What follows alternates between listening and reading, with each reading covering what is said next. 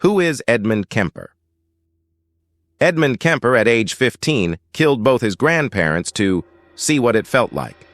Upon release, he drifted, picking up and releasing female hitchhikers.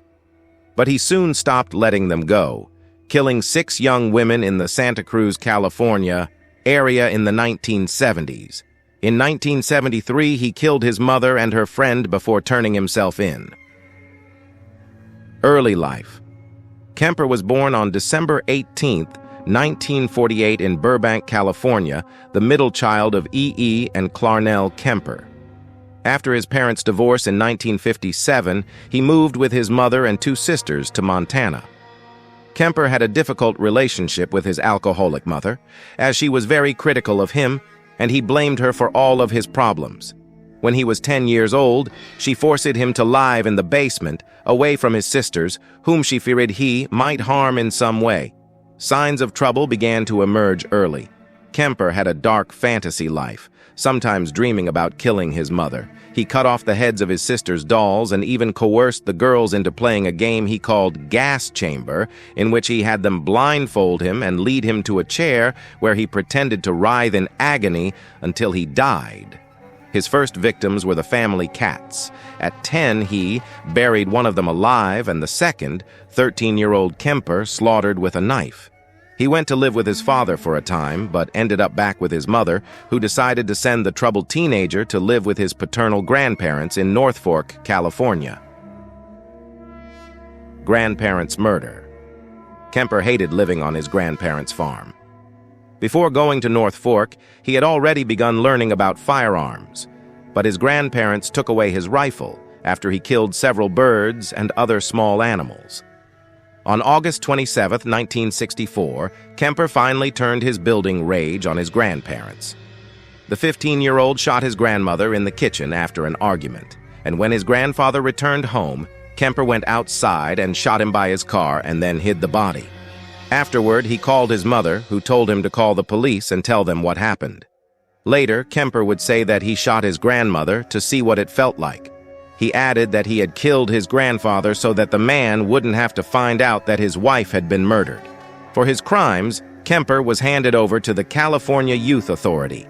He underwent a variety of tests, which determined that he had a very high IQ, but also suffered from paranoid schizophrenia. Kemper was eventually sent to Atascadero State Hospital, a maximum security facility for mentally ill convicts. Release. In 1969, Kemper was released at the age of 21. Despite his prison doctor's recommendation that he does not live with his mother because of her past abuse and his psychological issues involving her, he rejoined her in Santa Cruz, California, where she had moved after ending her 3rd marriage to take a job with the University of California. While there, Kemper attended community college for a time and worked a variety of jobs, eventually finding employment with the Department of Transportation in 1971. Kemper had applied to become a state trooper, but he was rejected because of his size. He weighed around 300 pounds and was 6 feet 9 inches tall, which led to his nickname Big Ed. However, he did hang around some of the Santa Cruz police officers. One gave him a training school badge and handcuffs, while another let him borrow a gun, according to Whoever Fights Monsters by Robert K. Ressler and Tom Shackman. Kemper even had a car that resembled a police cruiser. The same year he began working for the Highway Department, Kemper was hit by a car while out on his motorcycle. His arm was badly injured, and he received a $15,000 settlement in the civil suit he filed against the car's driver. Unable to work, Kemper turned his mind toward other pursuits. He noticed a large number of young women hitchhiking in the area. In the new car he bought with some of his settlement money, Kemper began storing the tools he thought he might need to fulfill his murderous desires, including a gun, a knife, and handcuffs. The co-ed killer. At first, Kemper picked up female hitchhikers and let them go. However, when he offered a ride to 2 Fresno State students, Mary Ann Pesci and Anita Lucchesa, they would never make it to their destination. Their families reported them missing soon thereafter, but nothing would be known of their fates until August 15, when a female head was discovered in the woods near Santa Cruz, and was later identified as Pacey's. Lucchesa's remains, however, were never found. Kemper would later explain that he stabbed and strangled Pesce before stabbing Lucchesa as well. After the murders, he brought the bodies back to his apartment and removed their heads and hands. Kemper also reportedly engaged in sexual activity with their corpses.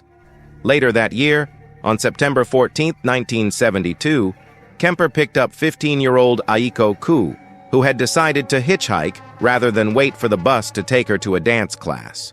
She would meet the same fate as Pesce and Lucchesa. In January 1973, Kemper continued to act on his murderous impulses, picking up hitchhiker Cindy Shaw, whom he shot and killed.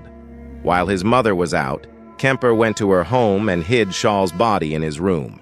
He dismembered her corpse there the following day and threw the parts into the ocean. Several parts were later discovered when they washed up on shore. He buried her head in his mother's backyard. On February 5, 1973, Kemper used a campus parking sticker his mother had given him to facilitate a double murder. He drove to the university, where he offered a ride to two students, Rosalind Thorpe and Alice Liu.